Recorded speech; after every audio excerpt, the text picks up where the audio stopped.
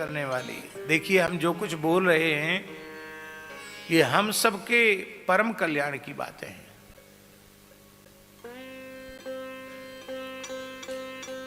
आपने प्रचंड पुरुषार्थ करके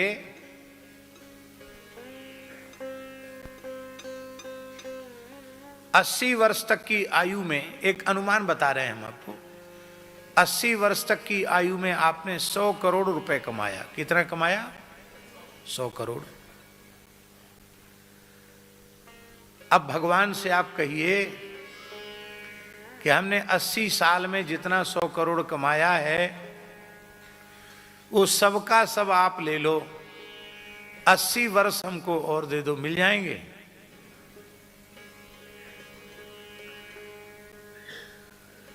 पूरे 80 साल तक की कमाई, 100 करोड़ पूरी कमाई दांव पर लगा दो और कहो कि हमको 80 वर्ष की आयु और दे दी जाए, मिलेगी? चलो चलो ठीक है, 80 वर्ष देने में भगवान कंजूसी करें, 80 महीने की मिलेगी? 80 सप्ताह की मिलेगी? अंत में आप कहेंगे हमारे जीवन के 100 करोड़ जितना हमने कमाए सब ले लो, 8 घंटे की आयु दे दो, मिलेगी? 8 मिनट की मिलेगी? अरे 8 मिनट नहीं, 1 सेकंड की नहीं मिलेगी। इसका मतलब है आपके जीवन का 1 सेकंड जितना, 1 क्षण जितना मूल्यवान है, हजारों करोड़ की संपत्ति उतनी मूल्यवान नहीं है। तीनों लोगों की संपत्ति एक और मनुष्य के जीवन का 1 क्षण एक और। इसलिए मनुष्य को 1 क्षण भी व्यर्थ नहीं गंवाना चाहिए। मान लो कोई व्यक्ति 100 वर्ष तक जिया, आजकल 100 साल तक सब जीते नहीं है, अनुपात 70-80 का ही है, लेकिन चलो 100 मान लो। कोई व्यक्ति 100 वर्ष तक जीवित रहा तो 100 साल में 50 साल तो सोने के निकाल दो भाई, रात का समय निकालना पड़ेगा ना, तो कितने बचे? और 20 साल की उम्र तक तो यही होश नहीं होता कि हम मनुष्य हैं। खेलने कूदने में, इधर उधर में, चमक दमक में 20 साल तक चला जाता है, पता ही नहीं चलता। मनुष्य के पास समय ही नहीं है।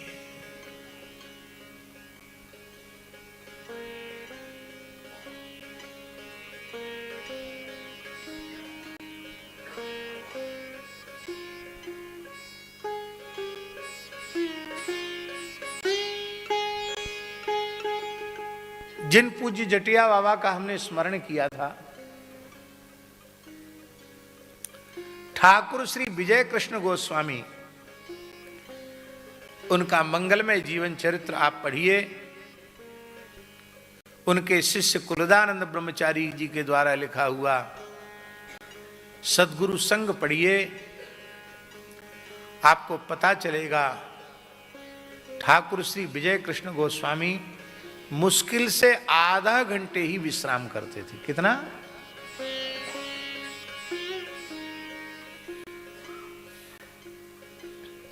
साढ़े 23 घंटे उनका साधन में जाता था। हम रात में भी सोते हैं, दिन में भी सोते हैं, और वो कथा में आते तो ऐसे हो जाता। सामने वाला ठीक से सुन रहा, उसी के पीठ में अपनी मुंडी टिका देते हैं।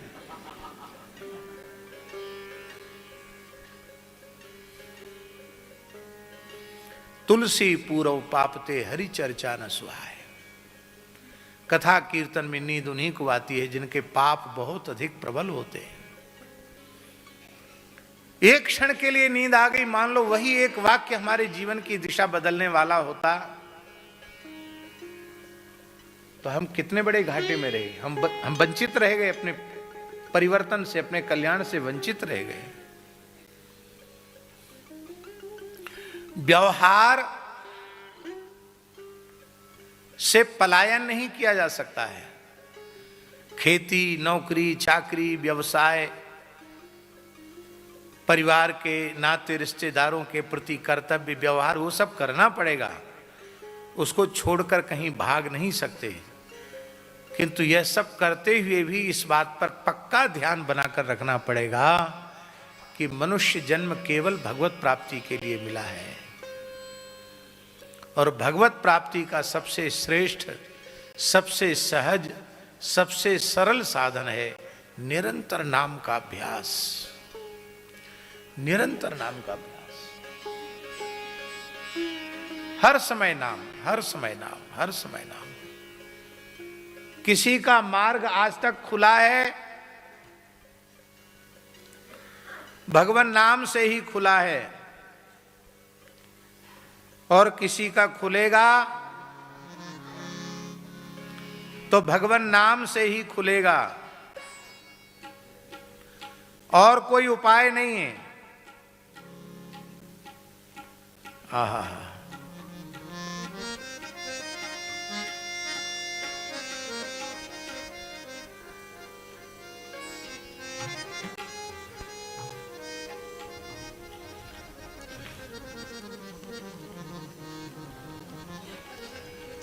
नित्य सत्संग, सदग्रंथों का स्वाध्याय, नाम का आश्रय, आहार की शुद्धि, ये सब निष्ठापूर्वक यदि आप करेंगे तो ये बात बिल्कुल पक्की है, आपका मानव जन्म सफल हो जाएगा। आई मेरे श्याम लग्यो